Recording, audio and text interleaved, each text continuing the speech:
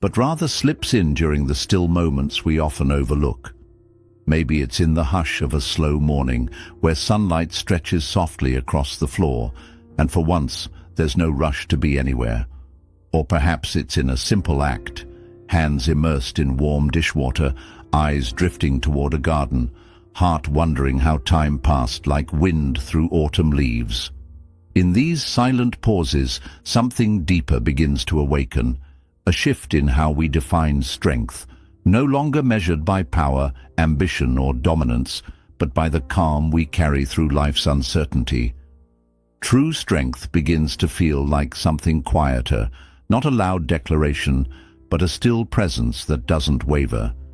And so, let me ask you a question, one that may linger with you longer than expected. Why is it that some elders, even after enduring great loss, seem to glow with an unshakable peace, while others break under the weight of far less? Is it just personality, or luck, or perhaps family, faith, or fortune? Or could it be something more subtle, something found not in what life gives or takes, but in the way we respond? We've often been told that suffering is a natural part of life, and that's true. Pain visits everyone. But suffering, that heavy feeling that clings to us, that turmoil in the mind, that fear we carry like a shadow that can be changed. What if strength isn't something you're born with, but something you grow, slowly, gently, regardless of age, background, or past? This isn't the kind of strength glorified in speeches. It's not about powering through or burying your emotions. It's not about pushing harder. This is the strength of inner stillness, the kind nurtured through Buddhist wisdom. It's the discipline to be present, the courage to let go, and the clarity to remain grounded in the face of life's storms. And so, if you've ever found yourself lying awake, quietly whispering, "There has to be another way to carry this," then you are not alone. This is not a lesson in toughness. This is an invitation to walk a gentler path, to rediscover the peace beneath all the noise, and to shape a mind that is steady, compassionate, and wise. Let us take the first step together. Part 1. Suffering is a teacher, not the enemy. There's a quiet truth that often reveals itself only with time. Suffering doesn't always mean something is wrong. Sometimes it means something meaningful is unfolding beneath the surface, something we're finally ready to face. From a young age, many of us are taught to avoid pain at all costs. If it hurts, fix it. If it breaks, hide it. Move on quickly and pretend you're fine. That mindset might work for a while, but as we grow older, especially as life begins to slow, we start to see things differently. The pace of wisdom changes, and suddenly we begin to understand. The point isn't to escape suffering, it's to learn how to sit quietly in its company. Buddha's teachings capture this insight with profound clarity in the parable of the two arrows. The Buddha explained that when we face pain, be it illness, loss, or betrayal, that's the first arrow. It hurts. But there's a second arrow that often strikes us more deeply, the one we fire at ourselves. That's the resistance, the judgment, the fear, the longing for things to be other than they are. All Thai village, let's call her Meena. After her husband passed away unexpectedly, her grief consumed her. But it wasn't only the loss that weighed her down, it was the guilt. If only I'd noticed the signs sooner, she'd tell herself. If only I had made him see a doctor. The sorrow of loss was real. That was the first arrow. But the blame and self-punishment, that was the second. In time, Meena visited a forest monastery where an old monk offered her gentle wisdom. He said, "The river will carry you, but only if you let go of the branch." His meaning was simple. Pain is natural, but clinging to it, replaying it, identifying with it, is what keeps us stuck. In Buddhist philosophy, suffering, dukkha, is not seen as a failure or a punishment.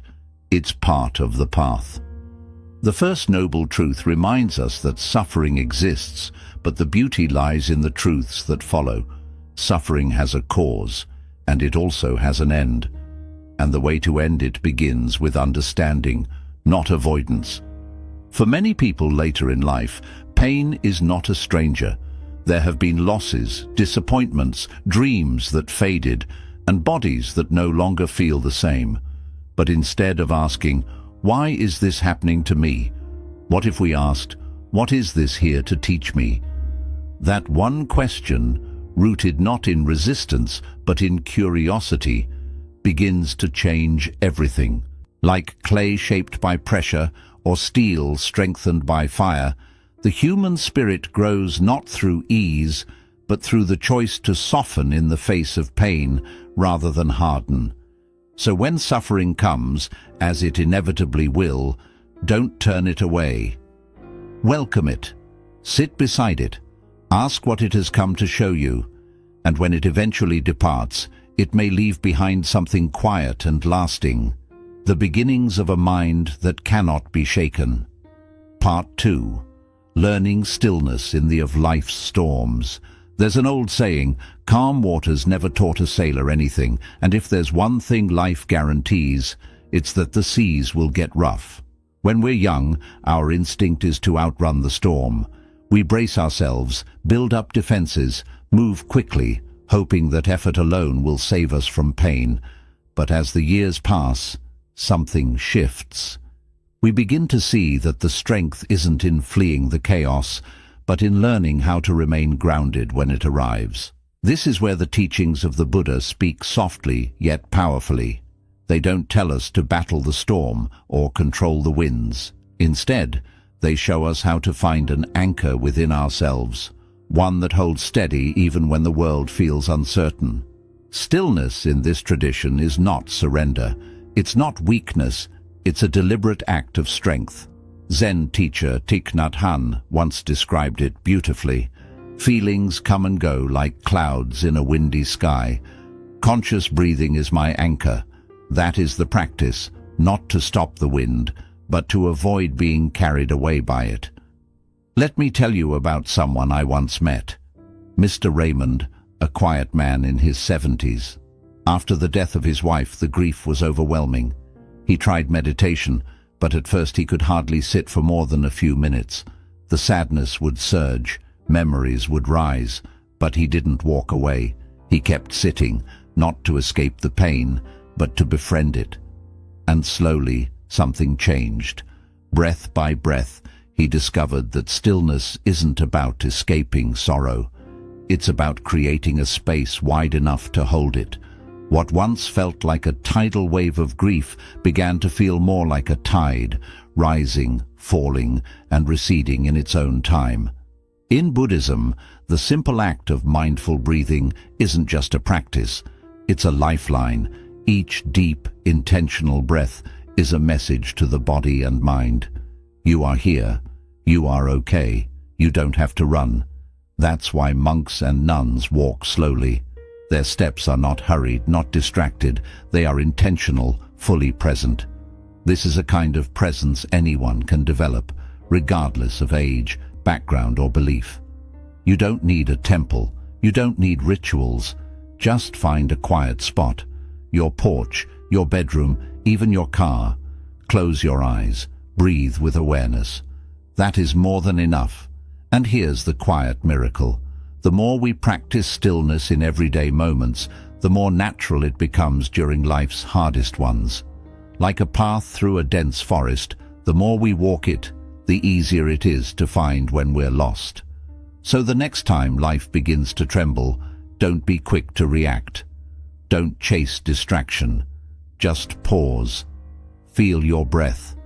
And remember, there is a silence within you that cannot be shaken by the noise around you. Storms will come, but you don't have to go with them. Part 3. खुद का business start करना है लेकिन investment नहीं करना? Yes, it is possible to start your own business with zero investment. Storms will come, but you don't have to go with them. Part 3. The quiet strength of gentle discipline. Discipline often gets a bad name. For many, it brings up images of strict rules, stern voices, and a life stripped of joy. We tend to think of it as something rigid, something we must obey. But through the lens of Buddhist philosophy, discipline isn't about control. It's about care. It's not punishment. It's protection. In the teachings of the Buddha, the word for discipline, sila, means ethical living, a steady alignment of your actions with your deeper values. It's not there to restrict you. It's there to guide you gently back to your own center, again and again. And here's the paradox. As we grow older, as life slows down on the outside, the noise inside often gets louder. The structure once given by careers, routines, or raising families begins to fade. Time opens up, and with it, the need to consciously shape how we spend our days. So what keeps us rooted when the world no longer demands so much of us? Discipline, but not the discipline of pressure, the discipline of presence. Let me share the story of Helen, a retired school teacher in her 80s. Every morning, without fail, she begins her day the same way. Washes her face with cold water, lights a small candle on her kitchen table, and sits quietly with a cup of tea before saying a single word. She told me once, "It's not a habit, it's how I return to myself." This is what gentle discipline looks like. It's not about forcing your life into rigid molds. It's about showing up with quiet devotion. It's about remembering who you are before the world tells you who to be. The Buddha never spoke of chasing big achievements. He spoke of right action, right speech, and right mindfulness. Simple steps, taken consistently. Making your bed with care, walking slowly, speaking with intention.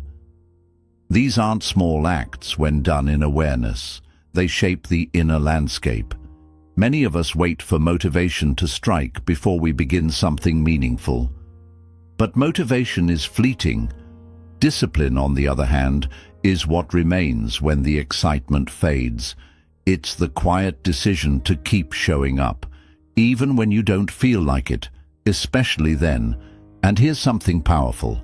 Every time you follow through on what you said you would do, you rebuild trust in yourself. Not the kind of confidence that shouts, but the kind that stands quietly and says, "I can rely on me." If your days feel shapeless, if you feel adrift, don't wait for life to hand you purpose. Shape it yourself. Wake up with a moment of silence. Fold the laundry as if it matters. Sit for 10 minutes each morning, not to become someone new, but to return to someone ancient. Yourself. That is enough. That is discipline. That is power. Part 4. Strength is found in what you release. As we move through life, wisdom tends to gather, slowly, quietly, like snow on a mountain peak. But even with that wisdom, we sometimes carry more than we need. Not the heavy burdens we can name easily, but the subtle ones, the quiet habits of mind that chip away at our peace without ever announcing themselves. In the Buddhist tradition, the art of letting go is not a single moment of release.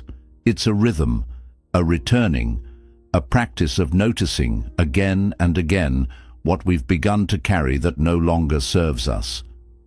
Letting go is not rejection, it's not suppression, it's recognition. It's choosing to set down what once felt necessary, but now only weighs down the heart. There are 3 patterns, especially in the later seasons of life, that quietly weaken the strength of the mind. And they don't shout, they whisper. First, the habit of complaining. It's easy to slip into a slow drip of dissatisfaction. This didn't go right. That person let me down. The world isn't how it used to be, but the danger isn't in expressing pain. It's in making that pain our default lens. The Buddha reminded us, what we frequently think and ponder upon, that will become the inclination of the mind. So if we live in complaint, we begin to shape our world in its image. Letting go of it doesn't mean pretending everything is fine. It means asking, is this helping?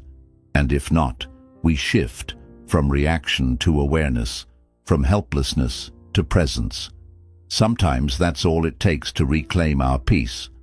Second, the pull toward comfort. After years of striving, struggling, and surviving, we often feel we've earned rest, and we have. But comfort, unchecked, becomes its own kind of cage. It can soften not just the body, but the spirit. In Buddhist monastic life, comfort is not the goal. Clarity is. So monks wake early, walk mindfully, eat simply, not to suffer, but to stay awake. For us, it may mean taking the longer walk, speaking the truth we've avoided, or breaking the patterns that keep us in place. We don't need to deny ease, but we can choose discomfort when it helps us grow. Third, the refuge of excuses. They often sound kind. It's too late for me. I've always been this way. But beneath them often hides fear. Fear of change, of failure, of facing the unknown. And yet, Buddhist teachings remind us of a nikka, impermanence. Nothing is fixed, not our thoughts, not our habits, not even our identity.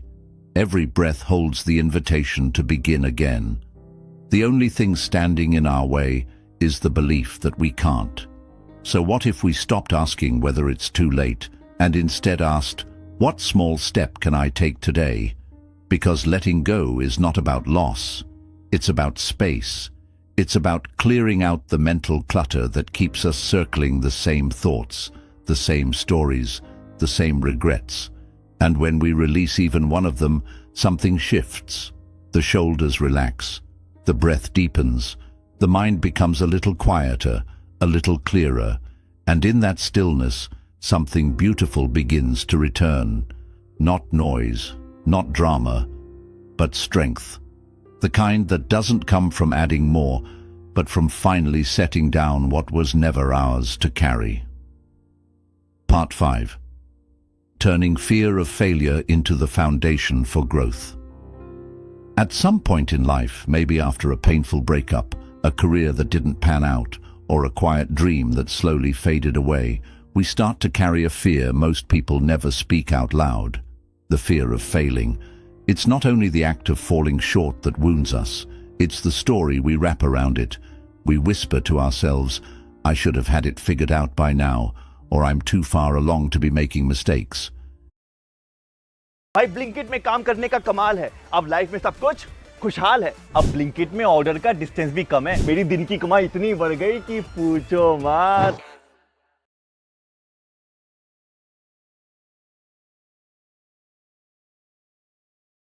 Mistakes, and before we know it, we begin to live smaller. We choose what's safe. We hold back our ideas.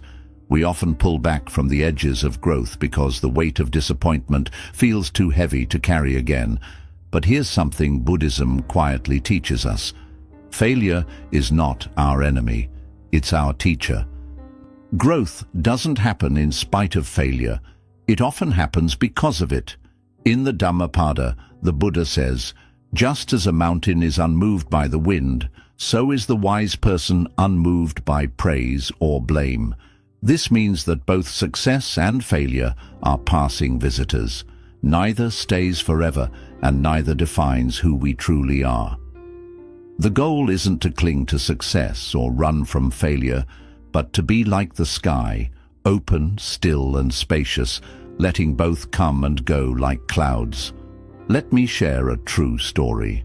There's a man named Louis from New Mexico. At 68, after retiring from decades as a mechanic, he felt a quiet urge to create. Even though he had never held a paintbrush before, something inside nudged him to begin. He had no art classes, no experience, just a deep curiosity. His first paintings were rough, people laughed, and his inner voice was even more critical. But Louis didn't stop. He simply changed how he saw failure.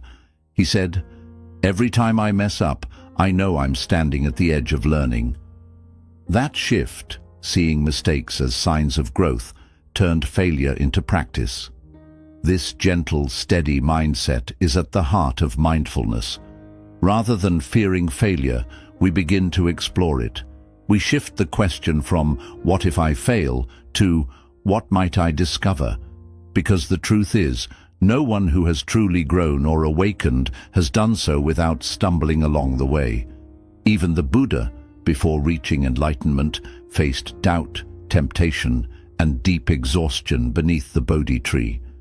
Those struggles weren't detours, they were the path itself. Growth isn't a straight road, it moves more like a spiral.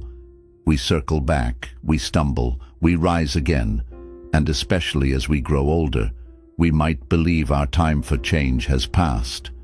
But Buddhist wisdom teaches the opposite. Now is the perfect time to embrace failure, because now we carry the insight to see it with gentler eyes. So the next time you hesitate to begin, to speak, to try, to dream, and that familiar whisper arises, "But what if I fail?" Answer with kindness, "Then I'll grow." Just as the soil must break for the seed to root, our lives often bloom through the cracks.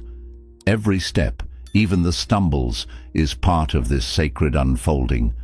We live in a world that often confuses loudness with power, where the boldest voice is seen as the strongest. But the deeper we walk through life, the more we begin to understand a different kind of strength. True strength rarely needs to announce itself. It doesn't seek attention or try to dominate the space. It's like the roots of an ancient tree, quiet, hidden, but steady enough to withstand any storm. In Buddhist philosophy, there's a powerful image that captures this: a single candle glowing in stillness. It doesn't try to chase away the darkness. It doesn't flicker for applause. It simply shines, calm and steady. That is the heart of inner strength. Think of the quiet souls in your life, the ones who speak rarely, but when they do, their words stay with you. The ones who face challenges not with loud resistance, but with deep, grounded stillness. They remind us, strength isn't about controlling others.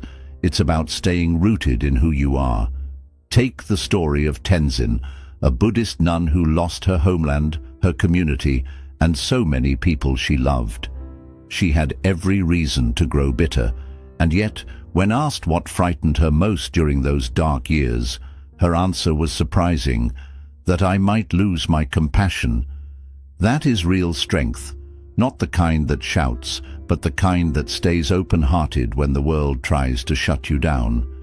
This kind of strength is born from equanimity, the Buddhist quality of balance and calm in the face of chaos.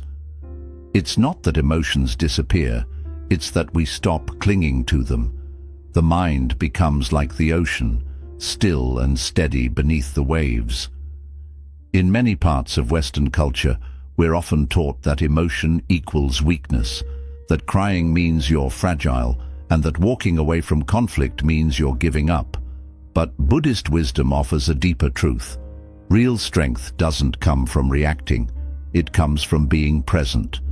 The Buddha taught, hatred never ends through hatred, only through love can it cease. And to choose love, not blindly but with awareness, even in the face of pain or judgment, is a quiet act of great courage. So the next time someone criticizes you, misunderstands you, or tries to provoke you, pause. Ask yourself, what does strength look like when it doesn't need to win?